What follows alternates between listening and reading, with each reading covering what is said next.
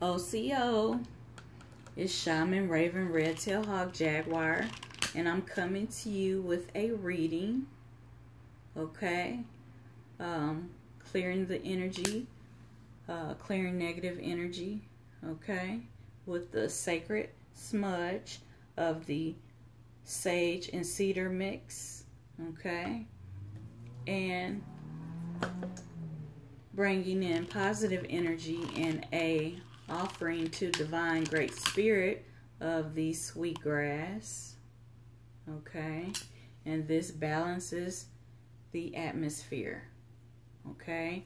And then we have the sacred pipe, and this has tobacco, no additives, okay? And this is unto our divine great ancestors, just for our good only.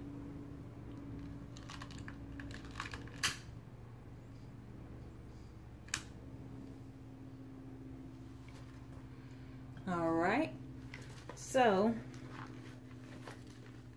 this reading is coming from the medicine cards, okay? The medicine cards. And this is animal spirit medicine. It is Aboriginal indigenous spirituality, where we recognize divine great spirit in all things. In the earth, in the universe, plants, as well as animals, okay? All right, in you, in me, everything. And divine great spirit is divine masculine energy and divine feminine energy, which creates balance. It is whole. It is one, okay? So, pulled some cards. I pulled 9 cards. They have the Thunderbolt on that. Okay. Alright, and we'll begin. Alright, the first card is the Ant card. Okay. The Ant card represents patience. Patience and strategy. Okay. If you look at the behavior of the ant, you see that it carries a piece of toast or whatever it's carrying. It carries it with diligence, stamina. It goes the distance. It builds things. It is just patient. And it has a strategy. You see it working. It has the group mindset also. When you see the ants are working together as a team. And it's like they have it all planned out. They had excellent strategy to pull it off. Okay? So we know that the ant represents strategy and patience. So concerning your dreams or your project, anything of that nature, dealing with it from the perspective of the ant, you gotta have strategy, you gotta have a plan, you have to go with it, you have to have a steady pace, go the distance. The ant is a builder and a doer, like the beaver, has the stamina of the elk, has the scrutiny of the mouse.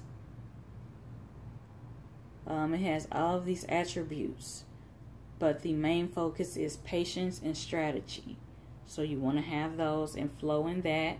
And whenever you need guidance, you can go within and ask Divine Great Spirit or your guides, ancestors to help you. Okay? Use your discernment. Okay? The only warning of this card is that if you've ever been bitten by an ant, it does sting, it does hurt. So you have to watch out for con artists and users. So you just have to be spiritually sober so that you can discern these things, okay? So patience and strategy, okay? patience and strategy from the ant. Okay. And now the next card is the beaver card. Okay, the beaver is a builder and a doer. Okay, the beaver also has alternate plans, alternate escape routes. It is able to protect its creation. So we can learn something from the spirit of the beaver. It is a doer, it is a builder, it has alternate solutions and alternate plans and escape routes. Okay, so this is what we get from the beaver. Also, the beaver understands that the group mindset, in the group mindset, there has to be harmony without individual egos.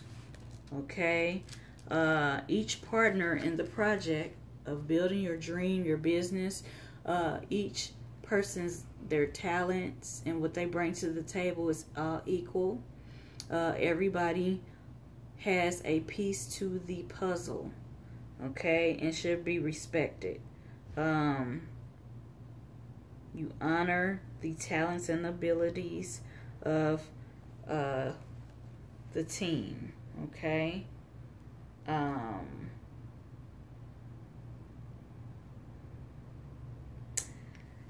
You also flow in settling differences with fellow workers or friends. So this goes with working with a group, okay? Everyone has to set their ego aside and work for the greater good of the project, okay?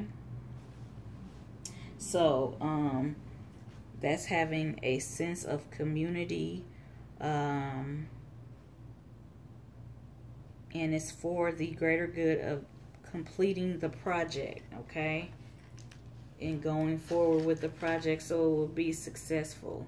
And you do this with divine love in your heart, okay.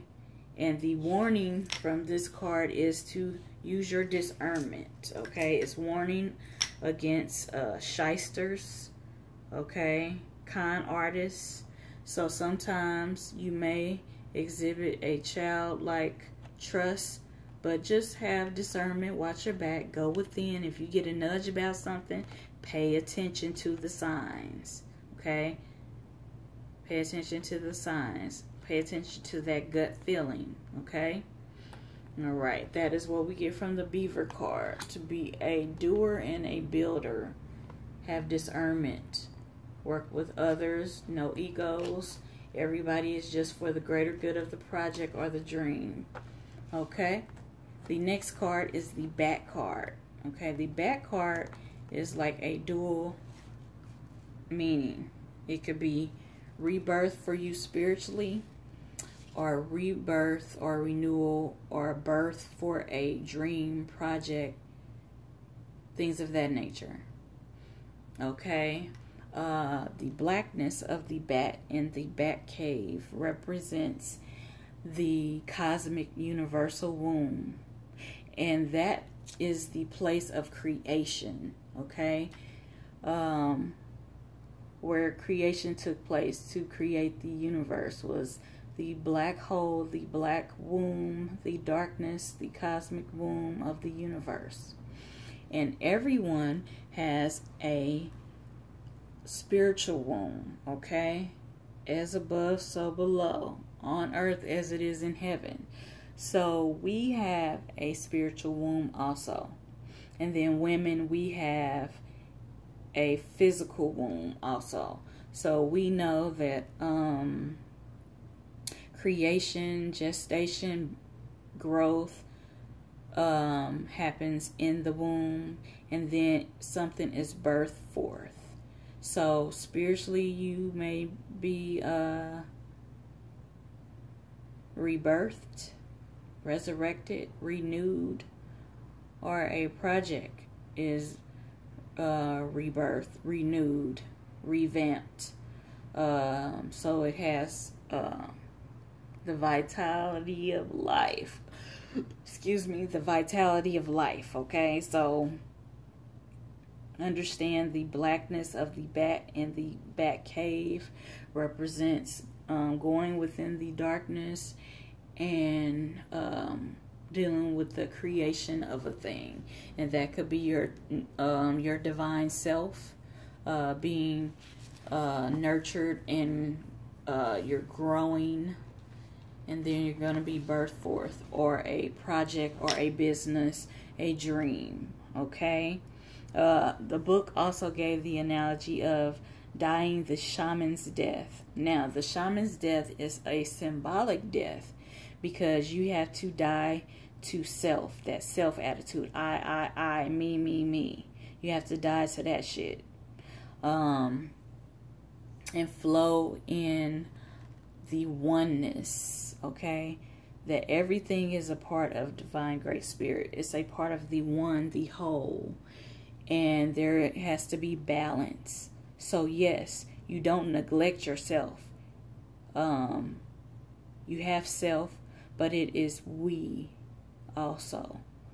Okay, and it just talks about when they do the shaman's death, the symbolic death. It could be going within and doing it in the dream world, in the spirit realm, and in the physical realm. Them digging a shallow grave and them staying there with a blanket over the grave, and you staying there overnight to deal with the darkness, to enter the darkness and deal with your fears, your wounds, and all the things of that nature. And the next morning, the dawn, you coming forth, you rising with the sun, you being rebirthed. Okay, so they do compare it to that symbolically.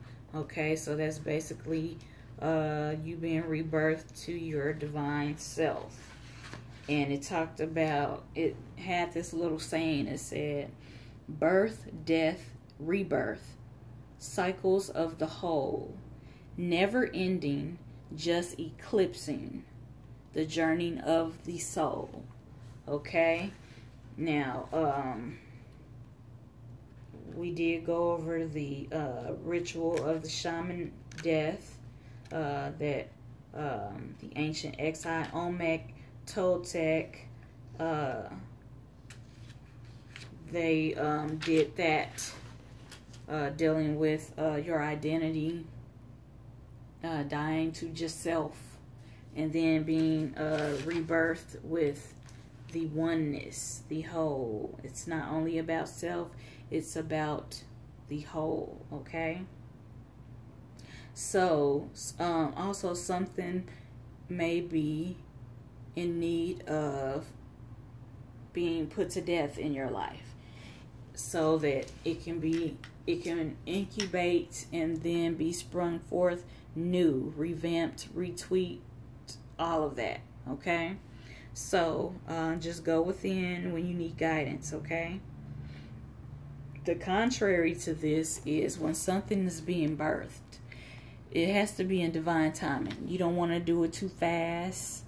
You don't want to renege, and you don't want to have a lot of distress in the birth canal, because all of these things that I mentioned could result in a breech birth or a stillborn birth, okay?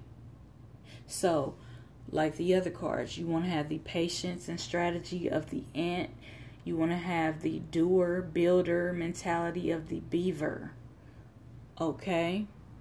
So that all goes together with the bat, okay? So we would like the labor and the birth to go as divinely planned, okay? So that is the bat card. The next card is the hummingbird card, okay? Now, the hummingbird brings joy. Yes, it does. Brings joy, laughter, helps you taste the sweet nectar of life, and you wanting others to taste the sweet nectar of life. The hummingbird is also very skillful. The hummingbird can fly frontwards, backwards, side to side. It can fly in many different directions. So it is versatile, okay? It has magical qualities, okay? It also deals with duality. It deals with love in your heart.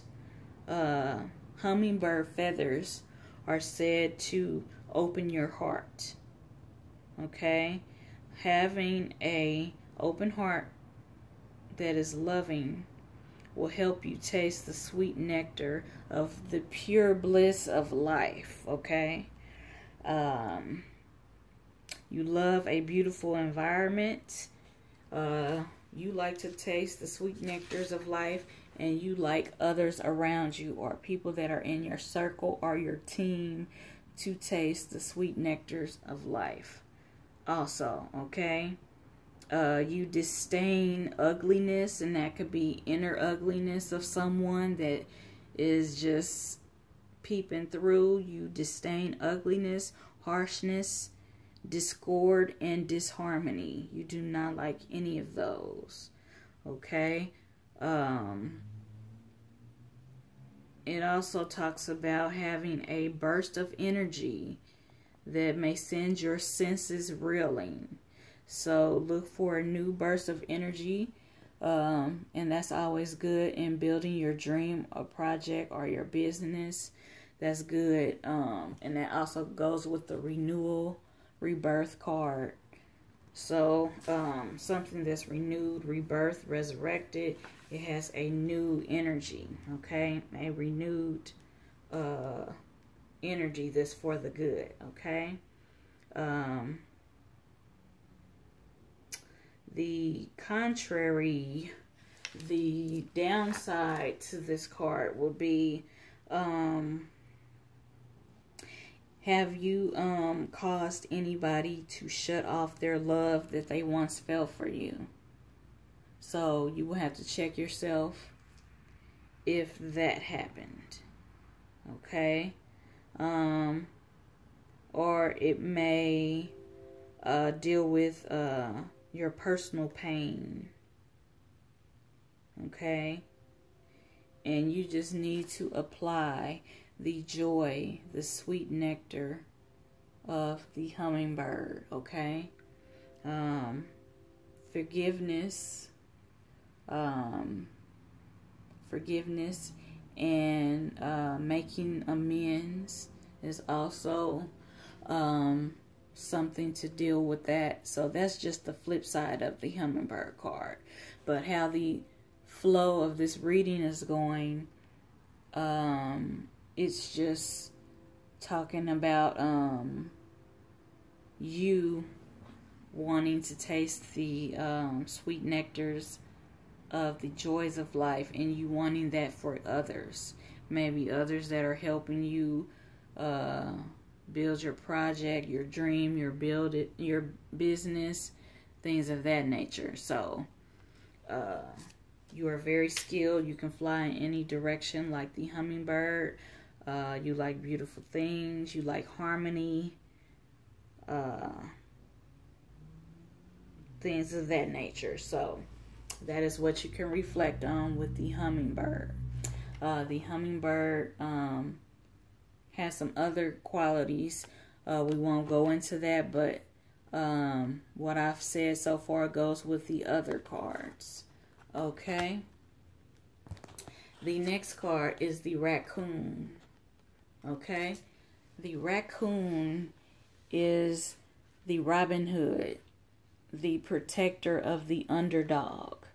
Okay.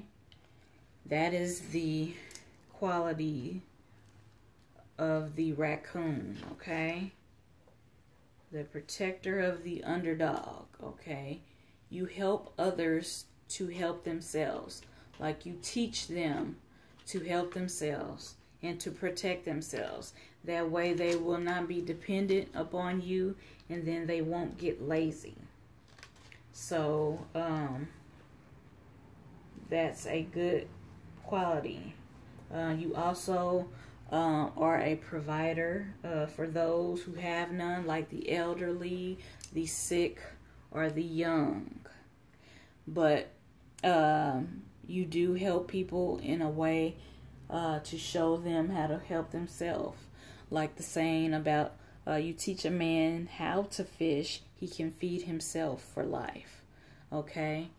So you teach people these skills, or you exemplify that. You also speak up for causes that are true and dear to your heart. Okay?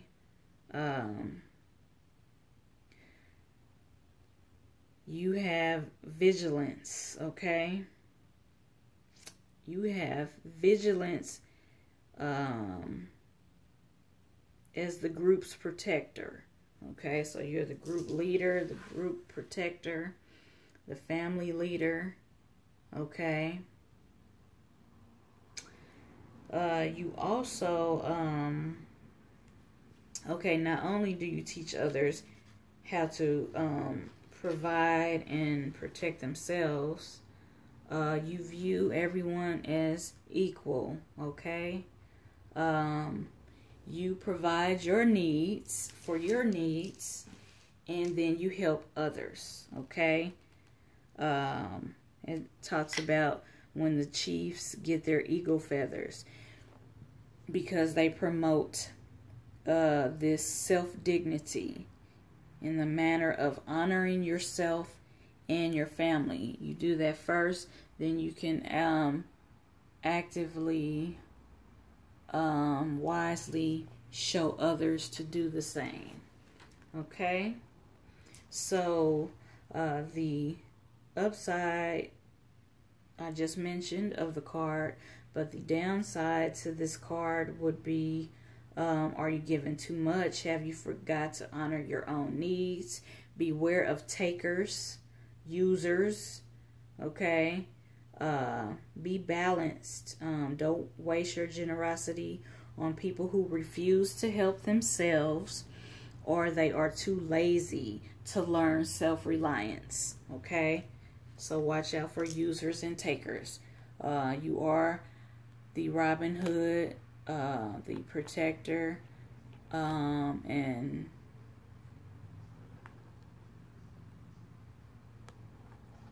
the spokesman for the underdog, but you teach them how to provide and protect self and their family, as you have done with yours, okay? Good qualities to have. Okay. All right, the next card is the horse card, okay? And we know the horse represents power, okay?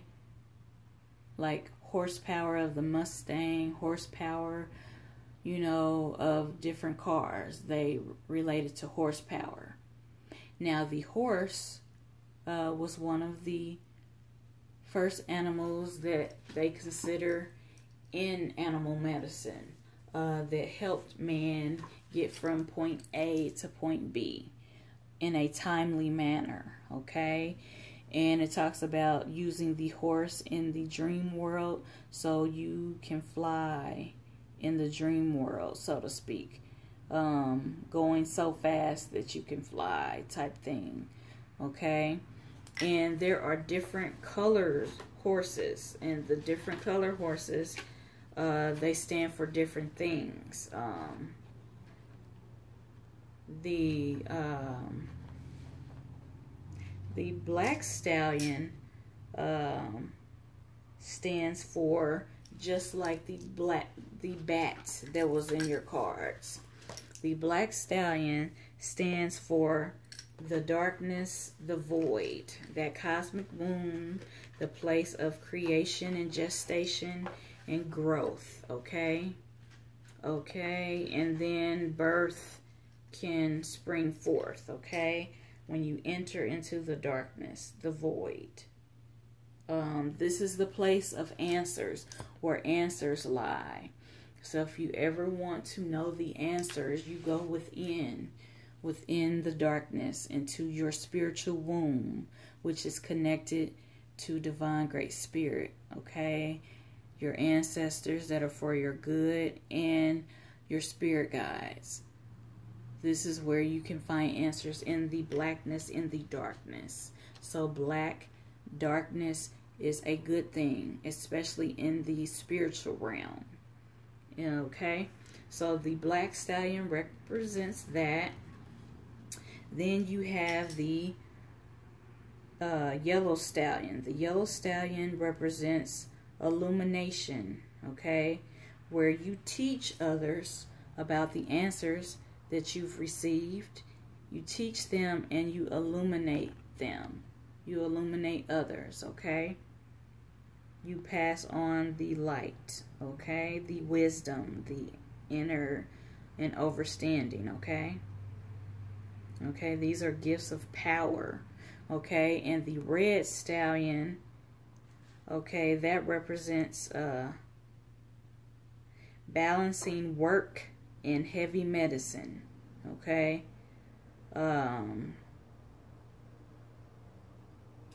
Integrating humor in your lessons, okay? If you're a teacher or a counselor or a group lead, incorporating a little humor in your lessons that would hold their attention, okay? All right, and so the white stallion is the messenger of all the other horses. It represents wisdom and power, okay? It just reminds you, do not abuse your power, okay? It says, no abuse of power will ever lead to wisdom. So you do not want to abuse your power, abuse your authority, okay? You are supposed to carry your power in a responsible, balanced manner, okay? Yes, it's a time to put your foot down and use your power. Yes, it is. But you have to do it in a balanced manner. Just understanding there's a time and a place for everything. And you can go within and get the guidance that you need concerning that, okay?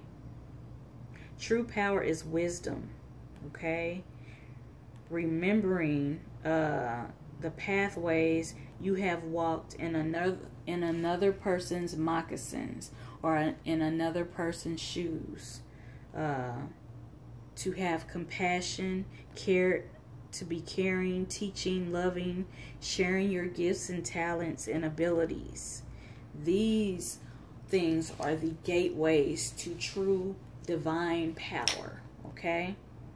So remember, have these things, have balance, and do not abuse your power, okay? All right. The next card is the possum, okay? The possum, we know the possum represents diversion, because the possum will play dead, okay? And that's a tactic you could use in life, okay? Like in a chess game, you may think, you may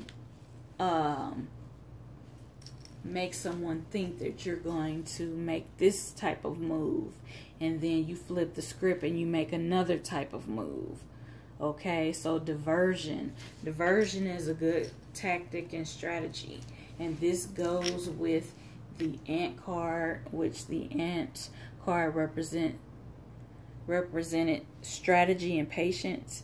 The beaver represented being a doer and a builder. So you got to have plans, strategies, alternative solutions, and escape routes and things of that nature. And so the possum shows you another strategy, which is diversion, okay? And the flip side of this would be, okay, are you playing possum with yourself? Are you hiding from something that you haven't faced yet? Are you playing dead to something that's important?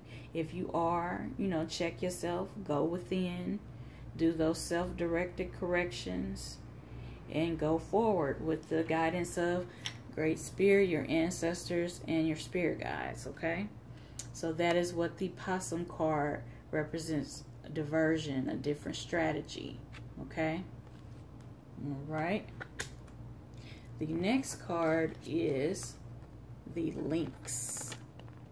Now, the lynx has a little bit of folklore behind it because they relate the lynx to the Sphinx in ancient Kemet, Egypt. Okay, well, we know it's Egypt today.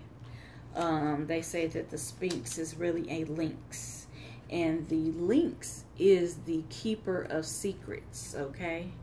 It is the keeper of secrets. It is, I'm